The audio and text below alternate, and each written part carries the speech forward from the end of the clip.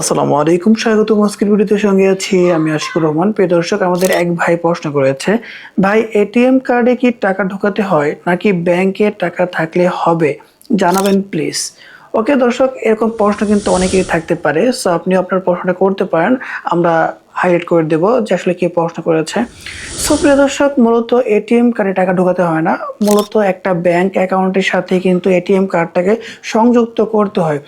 যদি আপনার কোনো ব্যাংকে অ্যাকাউন্ট থাকে তাহলে সেই ব্যাংকের যদি এটিএম বুথের সেবা থাকে তাহলে আপনি কিন্তু কার্ড নিতে পারবেন এবং আপনার যে অ্যাকাউন্টটা রয়েছে সেই অ্যাকাউন্টের সাথে এই কার্ডের একটা সংযোগ করে দিবে ব্যাংক।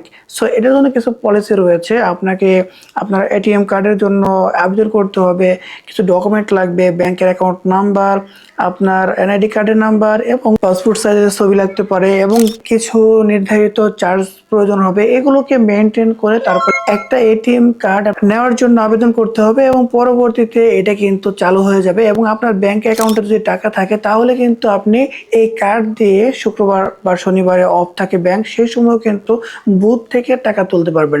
তাহলে আপনার প্রশ্নটা ছিল যে আসলে এটিএম কার্ডে টাকা ঢোকাতে হয় কিনা। আসলে এটিএম কার্ডে এক্সট্রা করে টাকা ঢোকানোর কোনো প্রয়োজন নেই। এটিএম কার্ড বিকাশ বা নগদ এরকম কিছু না, মূলত একটা ব্যাংকের সাথে কিন্তু এটিএম কার্ডটাকে সংযুক্ত করে দেওয়া হয়।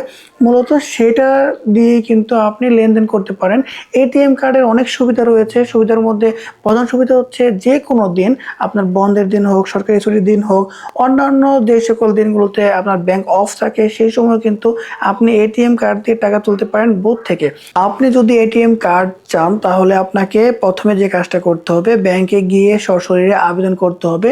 কিছু কিছু ব্যাংক রয়েছে, তাদের অ্যাপ রয়েছে, সেই অ্যাপের মাধ্যমেও কিন্তু আপনার আবেদনটা করা যায়। সো এরপরে ম্যাক্সিমাম ব্যাংকে কিন্তু 500 থেকে 600 এর মধ্যে কিন্তু কিছু একটা চার্জ কেটে নেয়। এর পরবর্তীতে আপনাকে নির্দিষ্ট একটা সময় নেয়, 7 দিন, 14 দিন, 15 দিন, এমন একটা সময় নেয়। এরপরে কিন্তু আপনাকে ব্যাংক থেকে কল দিয়ে কার্ডটাকে পেয়ে যাবেন। এক্ষেত্রে চেকের কোনো ঝামেলা নেই। সব ব্যাংক থেকেই সব ব্যাংকের টাকা তোলা যায়। অর্থাৎ আপনার ব্যাংকটা যদি ইসলামী ব্যাংক থাকে তাহলে কিন্তু আপনি পূবালী ব্যাংকের বোধ থেকেও টাকাটা তুলতে পারবেন। কিভাবে তুলবেন? মূলত হচ্ছে এখানে ট্রানজ্যাকশন কাটবে। মূলত আপনার নিজের যে ব্যাংকের বুথ রয়েছে সেখান থেকে যদি টাকা তোলেন তাহলে কোনো প্রকার চার্জ কাটবে না, মূলত বাৎসরিক যে টাকাটা নেই সেটাই কাটবে। এছাড়া আপনি যদি অন্য বুথ থেকে, আপনি ইসলামী ব্যাংক আছেন কিন্তু আপনি টাকা তুলছেন পূবালী ব্যাংকের বুথ থেকে, তাহলে কিন্তু আপনার এক্সট্রা 15 টাকা করে কাটবে। এটা কিছু কিছু ব্যাংকের বুথ হিসেবে কিছুটা কম বেশি হতে পারে। সো প্রিয় দর্শক, দেখা হচ্ছে পরবর্তী কোনো ভিডিওতে। সে পর্যন্ত সকলে সুস্থ থাকবেন, ভালো থাকবেন সে প্রত্যাশায় আজকের ভিডিওটি শেষ করছি। আসসালামু আলাইকুম।